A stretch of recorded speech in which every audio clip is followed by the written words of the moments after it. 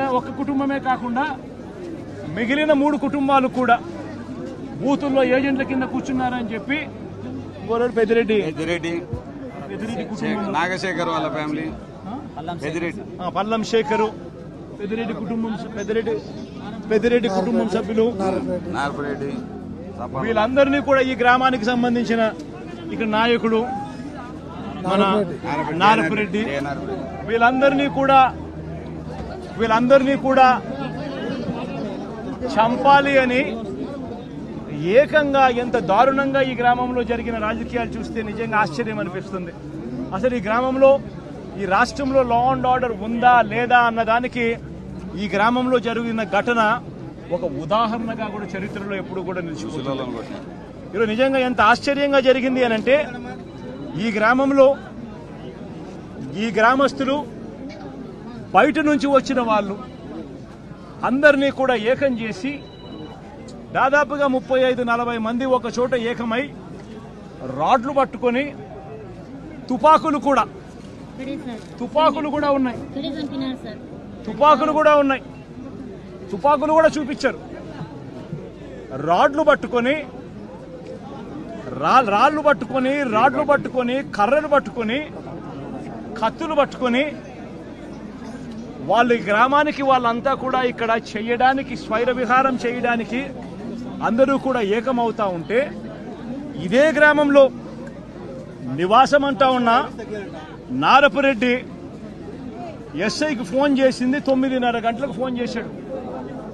9:30కు phone చేసి గ్రామంలో వాతావరణం సరిగ్గా లేదు, బయట నుంచి కూడా వ్యక్తులు వచ్చారు, వీళ్ళందరి చేతుల్లో రాడ్లు కనిపిస్తా ఉన్నాయి, కత్తులు కనిపిస్తా ఉన్నాయి, వీళ్ళ చేతుల్లో తుపాకులు కూడా ఉన్నాయి, గ్రామంలో వాతావరణం సరిగ్గా లేదు, దయచేసి గ్రామాన్ని ఏదో జరిగే కార్యక్రమం జరగబోతా ఉన్నట్టుగా అనిపిస్తా ఉంది, దయచేసి పోలీసులు రండి అని చెప్పి నారపురెడ్డి రాత్రి 9:30 గంటలకు ఎస్ఐకు తాను ఫోన్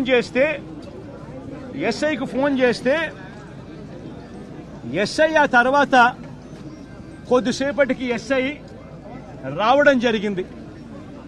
ఎస్ఐతో పాటు 2 కానిస్టేబుళ్లు వచ్చి గ్రామానికి వచ్చి గ్రామంలో ఉన్న పరిస్థితులన్నీ కూడా చూసి ఎస్ఐ సిఐకి ఫోన్ చేయడము, డిఎస్పీలకు ఫోన్లు చేయడము వీళ్ళ కళ్ళ ముందనే కనిపిస్తా ఉంది. చేస్తా ఉన్నారు కానీ ఎవడు ఫోర్స్ పంపించడు. మనుషులు కనిపిస్తా ఉన్నారు కానీ అక్కడే కానీ ఎవడు కూడా ఆపే కార్యక్రమం చేయరు. చేతుల్లో రాడ్లు కనిపిస్తా ఉన్నాయి, చేతుల్లో కత్తులు కనిపిస్తా ఉన్నాయి, మనుషులు తిరుగుతా ఉన్నారు, మనుషులు ఏదో ఘటన జరగబోతా ఉందని తెలుస్తా ఉంది. అయినా కూడా ఎస్ఐ ప్రేక్షక పాత్రే పోషిస్తాడు. ఎస్ఐతో పాటు వచ్చిన 2 కానిస్టేబుల్ ప్రేక్షక పాత్రే పోషిస్తారు. ఎస్ఐ సిఐకి ఫోన్ చేస్తా ఉన్నట్టుగా, డిఎస్పీకి ఫోన్ చేస్తా ఉన్నట్టుగా, మిగతా వాళ్ళకి ఫోన్ చేస్తా ఉన్నట్టుగా వీళ్ళకు గ్రామంలో కనిపిస్తా ఉంది కానీ ఏ ఒక్కరూ కూడా రారు. పోలీసులు అదనపు బలగాలు రావు. సాక్షాత్తు పోలీసుల సమక్షంలో ఇదే సీతారాంపురం అనే ఇదే గ్రామం జిల్లా కేంద్రమైన నంద్యాలకు కేవలం 15 కిలోమీటర్ల దూరంలో ఉంది. కేవలం 10 కిలోమీటర్ల దూరంలోనే ఉంది. 15 కూడా కాదు, 10 కిలోమీటర్ల దూరంలోనే ఉంది. 10 కిలోమీటర్ల దూరంలో జిల్లా హెడ్ క్వార్టర్స్. ఆ జిల్లా హెడ్ క్వార్టర్స్ లో ఎస్పీ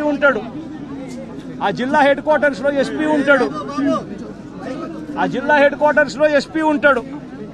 ఇక్కడ నుంచి కేవలం 10 నిమిషాల దూరంలోనే డిఎస్పీ ఆఫీసు. ఇక్కడ నుంచి డిఎస్పీ ఆఫీసు కేవలం 10 నిమిషాల దూరం. ఎస్పీ ఉండేది కేవలం 10 కిలోమీటర్ల దూరంలో ఎస్పీ ఉన్నాడు నంద్యాల హెడ్ క్వార్టర్స్ లో. ఇటువంటి పరిస్థితుల్లో ఈ గ్రామానికి కన పోలీసులు కన పంపించి ఉండింటే, ప్రొటెక్షన్ పంపించి ఉండింటే ఈ గ్రామంలో ఘటన జరిగి ఉండేది కాదు. సాక్షాత్తు ఎస్ఐ చూస్తా ఉన్నాడు, సాక్షాత్తు కానిస్టేబుల్ చూస్తా ఉన్నారు. వీళ్ళందరూ చూస్తా ఉండగానే అదనపు బలగాలు ఏ ఒక్కరూ కూడా ఇక్కడికి రాకుండా 12:20 నిమిషాలకు